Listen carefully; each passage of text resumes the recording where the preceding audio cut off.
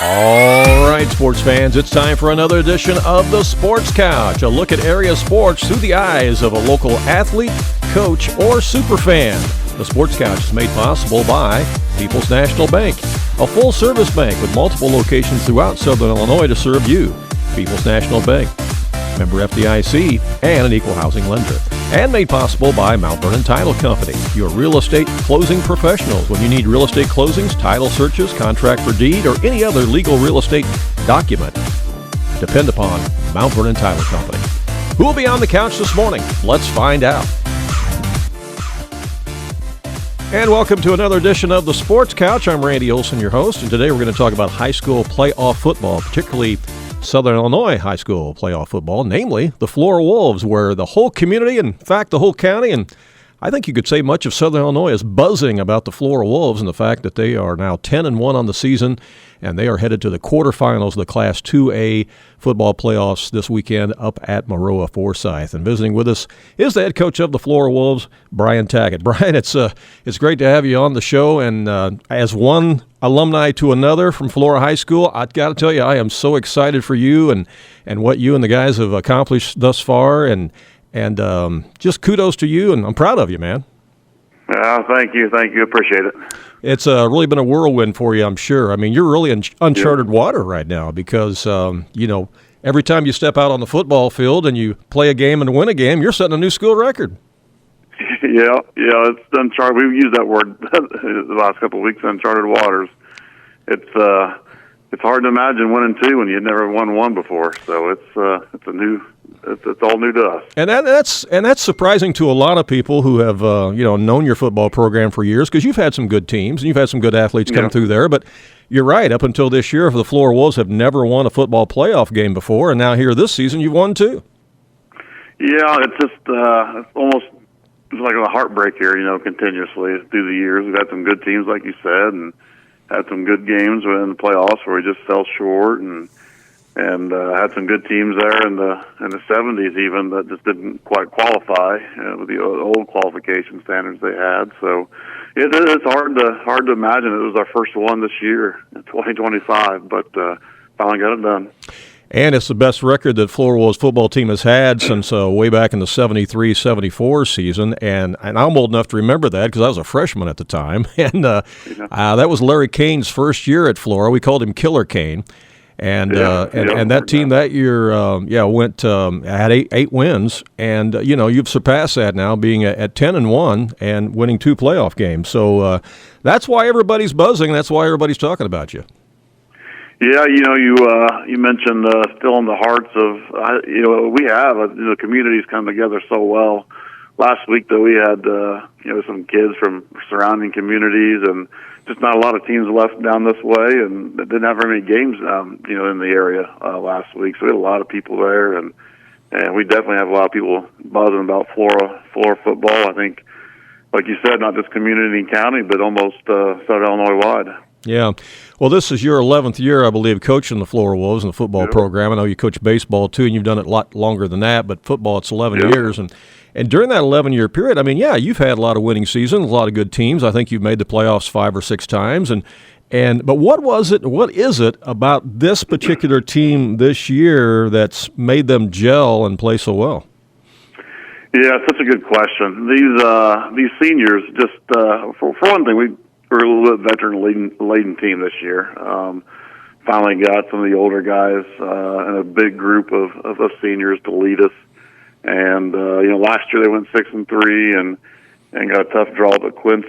And I mean, just immediately after that game, we can't even get the bus ride back home, and the kids are asking when the weight room's open after school. So just tells you what the kind of kids that group was, and they'll tell you you're as good as your seniors, and that's true. And these guys have been great leaders for us, but they just mesh so well with the junior group we have, and we got we even started a couple of sophomores and some freshmen playing, so we got a lot of good things going through the program. But those kids this year just come together so well. Locker room is just they just get along so well, and they just work so hard, and it's just been something realistically, they've been talking about since last November. As soon as we got beat up at Quincy, was what's it going to take to get that game at home and get that win next year. Wow, so they had that bad taste in their mouth, and the work ethic has been there. Yeah, that's kind of cool. That's a great story.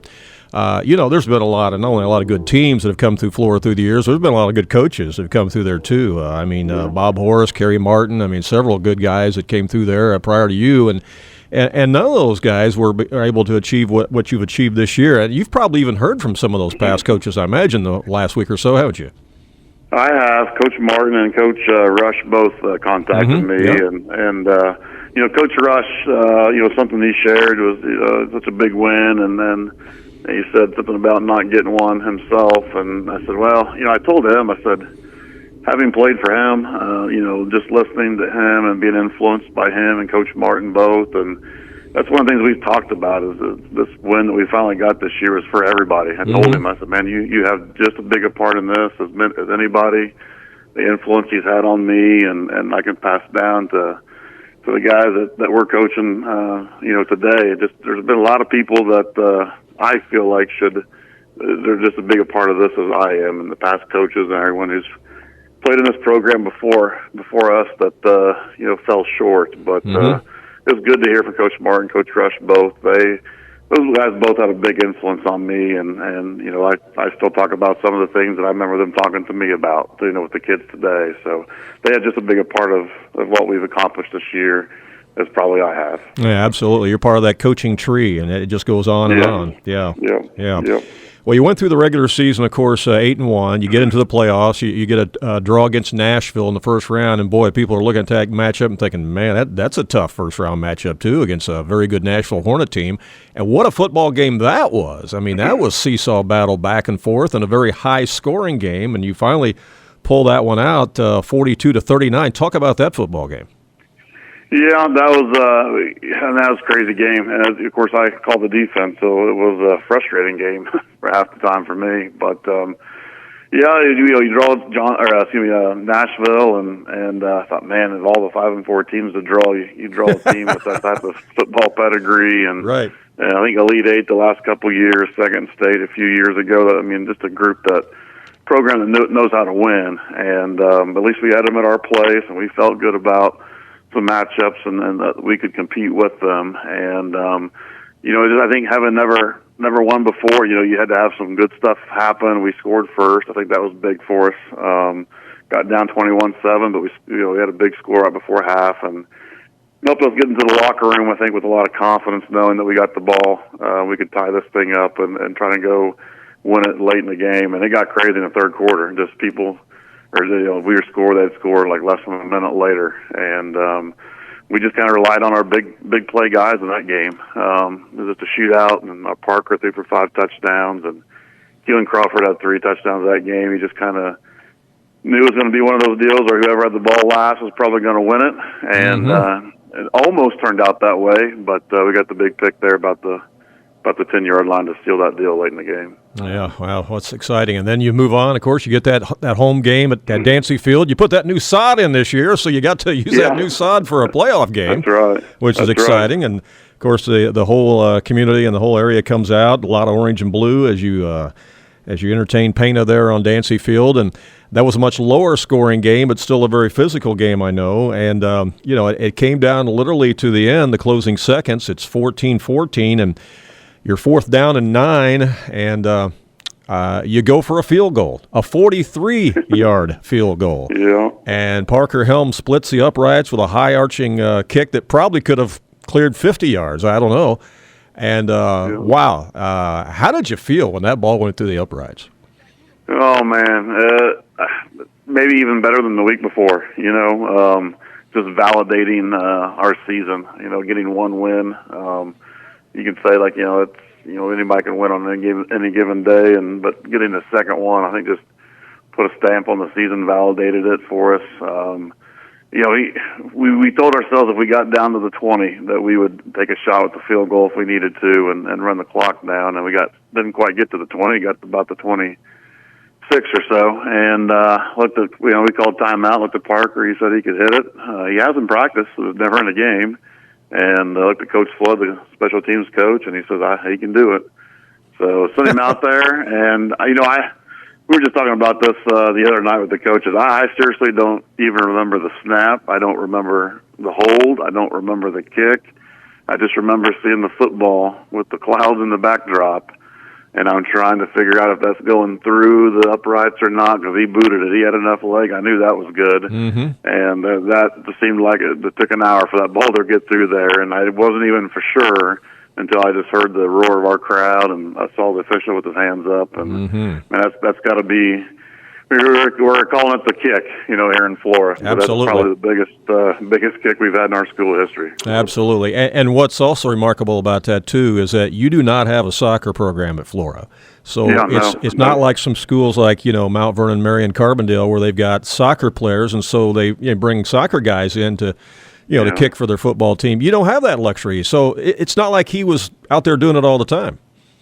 No, we don't have a soccer program, and he's a little streaky. I mean, he could do that, and then he could also miss the next 5 too. So, but he's got a good boot, and I think if he had good coaching, he might be able to do that at the next level. But he just does everything. Everything he does is it turns the goal. Is over 4,000 yards passing now in his career here, and all-time passing touchdown and yardage guy, and then. Now he's going to go down and solidify his legacy as a kid with the biggest foot, too, here in Florida. So. Absolutely. But you know what? To pull something like that off in the closing seconds of a high-pressure playoff football game like that, everything's got to go right. I mean, the snap's got to be perfect. Yeah. The hold's got to be perfect. The kick's got to be perfect. And the offensive line's got to hold the team from getting in there and blocking it. So talk about who the center was, who the holder was, and who those guys were on the line. Yeah, Delaney Buller at the center, and Thane Warren was the holder. And you're right, it's got to be a good snap. And snap was a little low. I saw it on film later. Thane did a good job of getting it down and getting it on the block. And we've kicked extra points all year. He does a good job with that. And truthfully, as far as the extra or the field goal extra point team goes, like a lot of teams, we get some of our offensive guys off the field and give them a break at that point. So we got a lot of the JV guys in there on the offensive line, and guys like Wesley Moore and some of those guys in there that actually did the blocking for him. So and I just and that too, like I'm not going to replace those guys. Those guys have earned the right to be out there, and I'm not going to put the first team guys out there just for the protection. They earn the right to be out there, in the off season on that special teams play, and let the JV guys go out there. So a lot of the JV guys are part of that kick. Wow, that's amazing in the story itself. It really is. That's cool. Yep. A truly team effort on that win for sure. Yep. No doubt about it. Well, with that win, of course, you get the quarterfinal plaque, and you're headed to the quarterfinal round now, which means there's only 8 teams left in the state in Class 2A, and you're going to make a road trip now to Maroa-Forsyth, and I'm sure you've watched game film on them. And when you reach this round, of course, Brian, everybody's good. There's no question about that. Everybody's good when you reach the quarterfinals. But what do you see so far? What do you think so far? And what concerns you the most as you watch Maroa-Forsyth on game film? Yeah, we told the guys that before we dug into the film with them on Monday, I said, these guys are good, but we expect that at this level, like you said, and they're going to be looking at the film with us, and they're going to say the same thing. Hey, these guys are good, and nobody would expect anything different. There's no easy games at this point, but they give so many different looks on offense. We told the guys tonight they're going to have 5 offensive linemen and a quarterback behind the center, and that's the only thing I can promise you as far as where they're going to be. They line everybody up in different spots, but at the same point in time, they're trying to do some of the things that we want to do.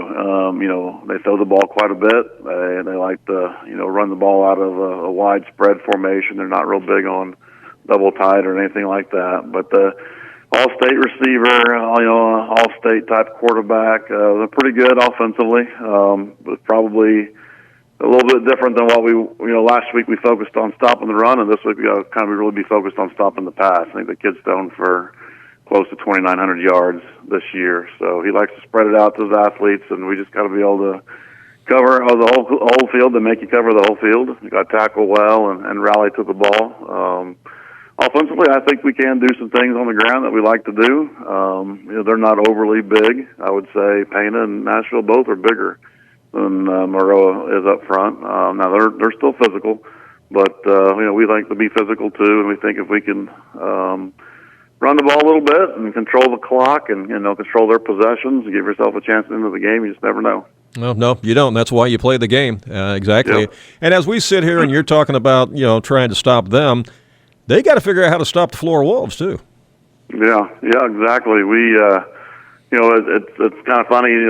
These teams ask for films, and you say, "Oh, they're going to see Keelan on this film," but they're not going to see Gage who the week before, did something, or they're not going to see Cormac's best game or whatever. We got a lot of different guys that can beat you. We pride ourselves in being able to do a lot of things on offense too. We got to run the ball and definitely can throw the ball in the air too. And when we throw it, we can hit you downfield with a couple guys. We can throw short game to the tight ends, and we're able to do stuff. So that's what we hope that they're thinking about, all week long is the weapons that we have and what they've got to do on defense to try and stop us, because we can definitely hurt you in different ways for sure. Mm-hmm.